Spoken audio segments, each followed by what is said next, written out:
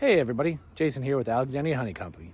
Today I wanted to bring you all along on a tour of our urban apiary here in Alexandria, Virginia, just outside of the nation's capital. Stay tuned, you don't want to miss it.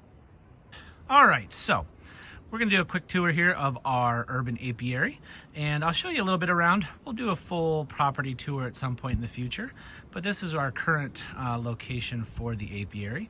Kind of right next door to them, we keep our compost bins for composting our scraps of leftover produce and so forth for our garden. It makes great soil for our garden every year. And we have the bees located here just off of our patio. We don't use this patio too much just because it is pretty heavily shaded throughout the year. As you can see, we've got a couple dishes set up there with rocks that we have some water in for the bees. They do have a fairly large creek right through the trees there that I've often seen honeybees down there in the summer collecting water. But this is our setup here. So we have a nice walkway behind. And what I particularly like about this setup that worked out really well is when you're moving the boxes on and off the hives, you can simply turn and put them right down here. And it saves you a little bit of space when stooping down. Now I'm gonna hop up here, kind of give you a view from the back side. We have our friend, the owl there that I put up last year to try to help deter some of the birds that were kind of perching up and picking off the bees as they were coming in. It does a pretty good job. I move it around from time to time. So this is the back side. You can see the kids' playhouse there and just the back side of the garden. Now we have some room down here. This was the bench that our dead out was on a couple weeks ago that I mentioned earlier. And we've since taken that equipment offline and got it cleaned up and ready here for the springtime. So I got room for 2 more full hives in that section. We got them pretty well packed in here. I would like to have more space in between the hives, just for a little bit more working space, but it works out fine. Now if I kind of look over in this direction behind the playhouse, we're going to be setting up another bench over there for some additional hives. It should double our holding when I'm done. I'll take you along for that here. Hopefully next weekend we'll be working on that project. And really it's just because we quickly outgrow this spot. Once we get into the springtime and we start doing some splits and making some nukes to have some extra queens on hand, we quickly run out of space. As you can see, we don't really have that much space at this point.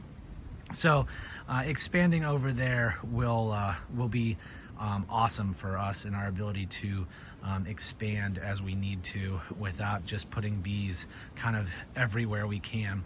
Now we are facing due east right now. The front of the house faces south, and the apiary does get a fair deal of sun, especially morning, early afternoon, and then depending on the time of the year, we'll get some afternoon sun hitting these hives as well. All right, we'll take a quick walk through here, show you the activity today. These 2 hives here are probably smallest of our colonies coming through winter. They are both doing well, showing signs of good activity on these warmer days. Bees are definitely coming in, bringing in pollen for sure.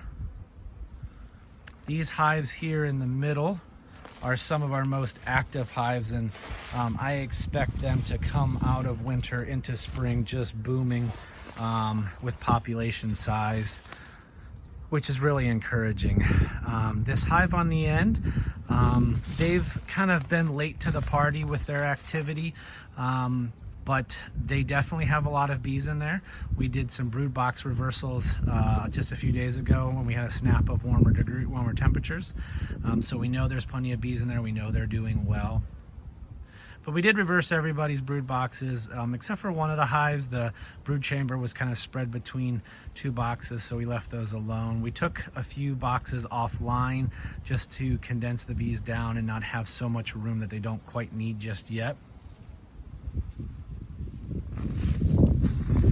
don't have a lot of flat spots on our property, so that's always a consideration when you're setting up your urban apiary, is your location and kind of the what you're going to have to deal with. In our case, you know, finding the sun, finding the best sun, and also, you know, working with uneven ground always poses a challenge. I have shims under those 4x4s to help make sure that the boxes from side to side are level, and we do have a little bit of a pitch towards the front of the hive stand to make sure that water will flow away from the hive entrances. Now up here on the hillside behind here is where our original apiary was located.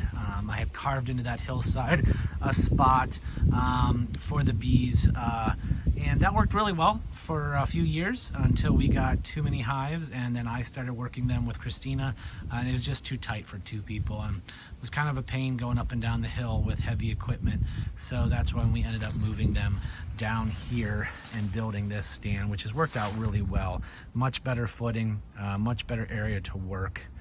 All right, so that basically wraps up our little short tour. Like I said, we only have 6 hives. We're a pretty small apiary here in our urban environment. As the year progresses and we get into spring and summer, we'll definitely be expanding. We'll probably be, I would guess, at least 12, 14 or so hives here in the coming weeks and months as we do our splits and we expand and we make some nukes.